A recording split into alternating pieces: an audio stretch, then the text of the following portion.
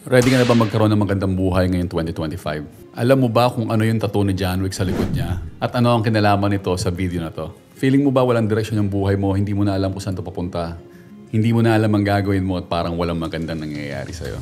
If ready ka na sa magandang buhay, make sure na panoorin mo ang 5 tips paano mag-i-improve ang buhay mo ngayon 2025. Kung ready ka na, comment mo lang sa description ng video na to, ready na, at panoorin mo ng buong video na to.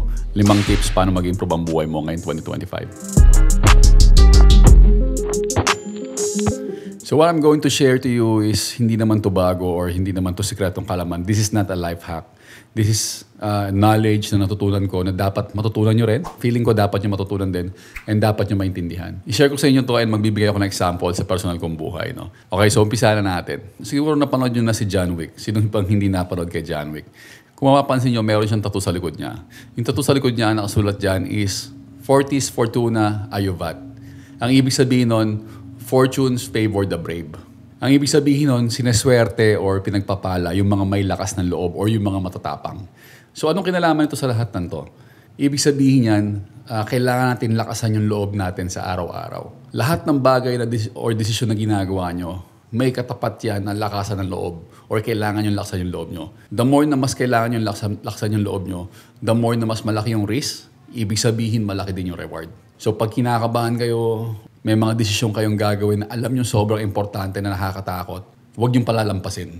Gawin nyo kung ano yung nakakatakot, kung ano yung kailangan laksan ng loob nyo. Dahil yun din ang mga desisyon na magpapabago ng buhay nyo. Halimbawa ako, nung bata-bata ako, napakamahiyain ko. Or matatakutin ako. Or anong ginagawa ko pag ayaw ko?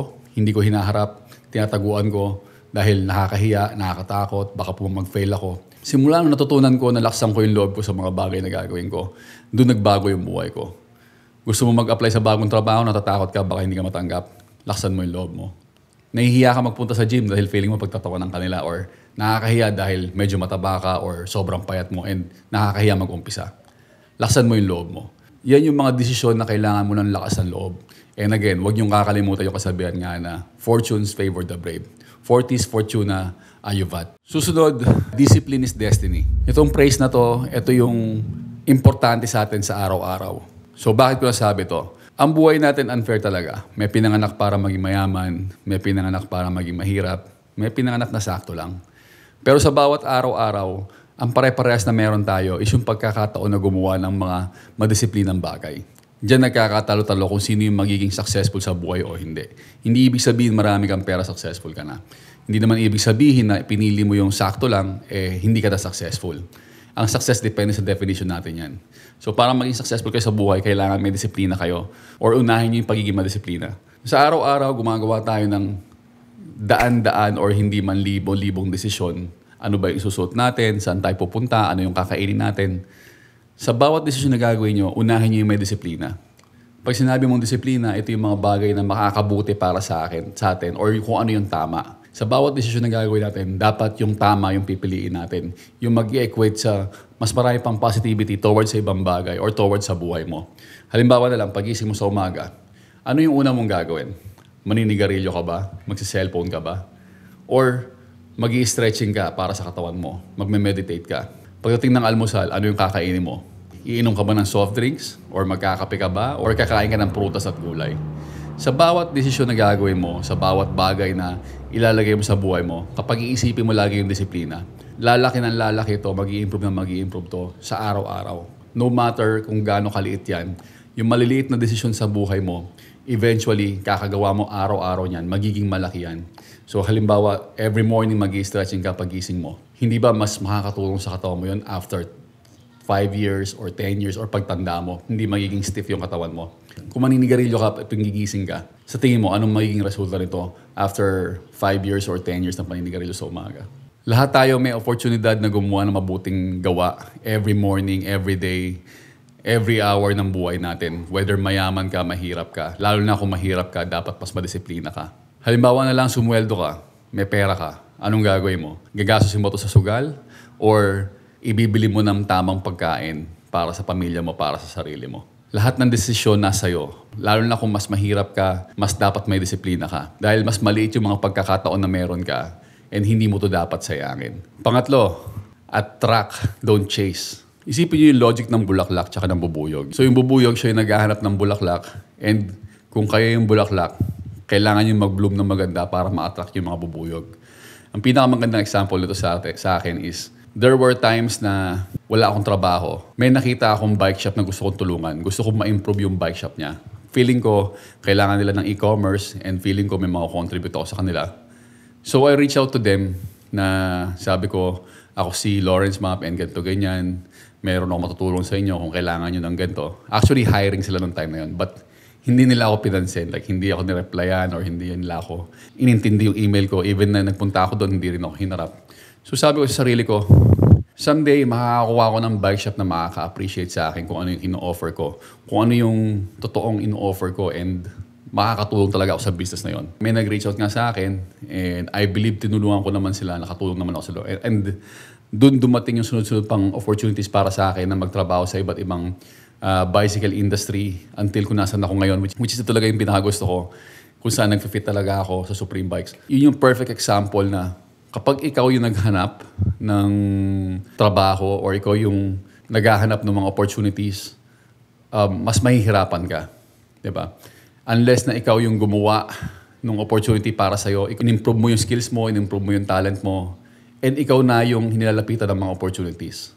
So, attract, don't chase. Another example niyan is yung sa sponsorship. Hindi ako professional athlete, pero may mga sponsor ako na lumapit sa akin.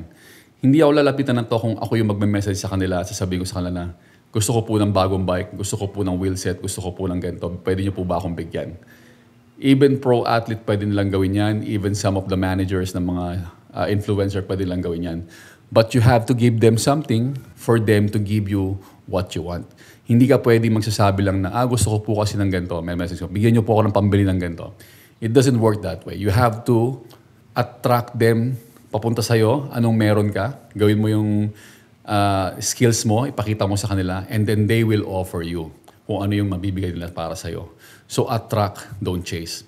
Every time na maghahabol ka, every time na hahabulin mo isang bagay, mauubos lang yung lakas mo, mauubos yung skills mo, and maaaring hindi mo ito makuha. So gumawa ka ng paraan paano mo ma-showcase yung skills mo, yung kakayanan mo, para ma-appreciate ka nila at papuwa mo kung ano yung gusto mo.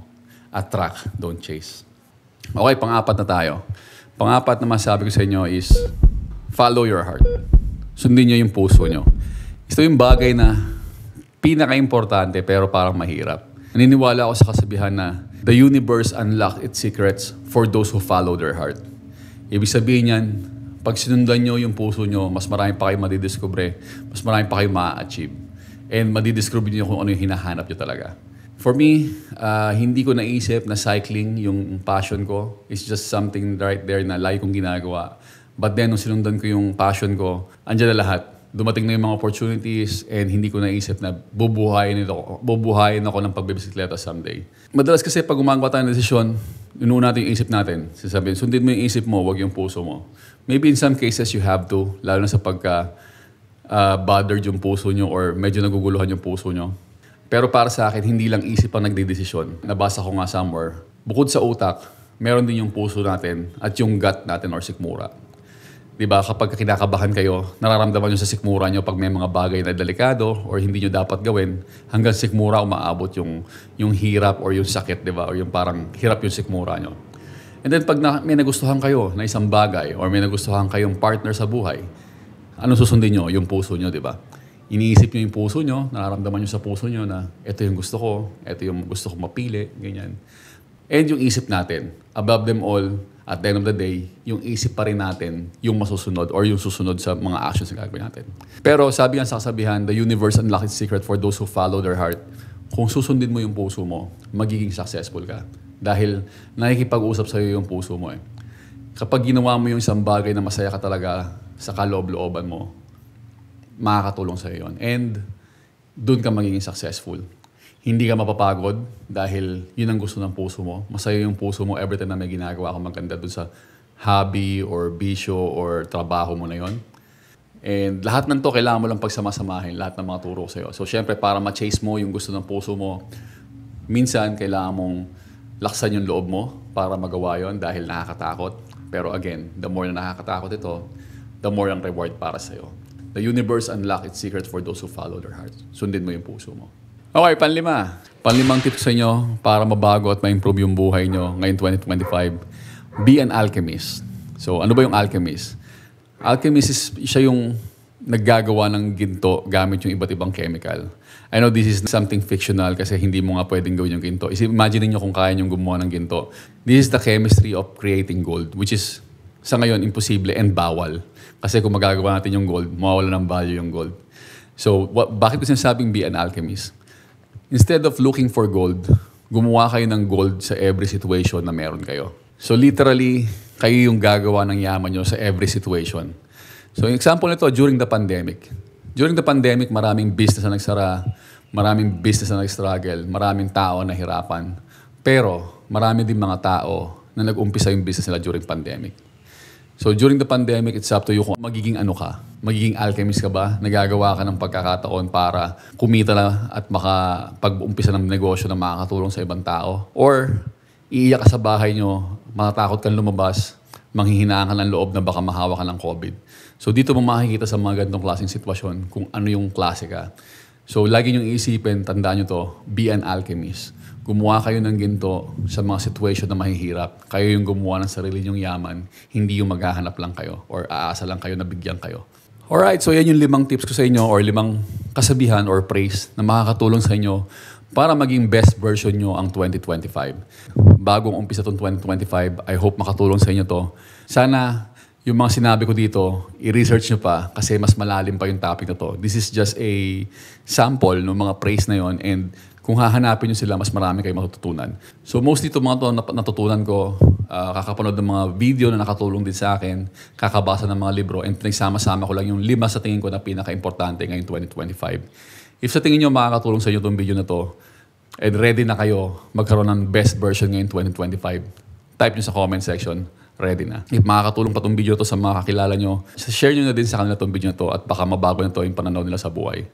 Kung gusto pa ng mga ganitong video, lalagay ko yung link ng playlist natin sa Real Talk Thursday. Sana panoorin nyo.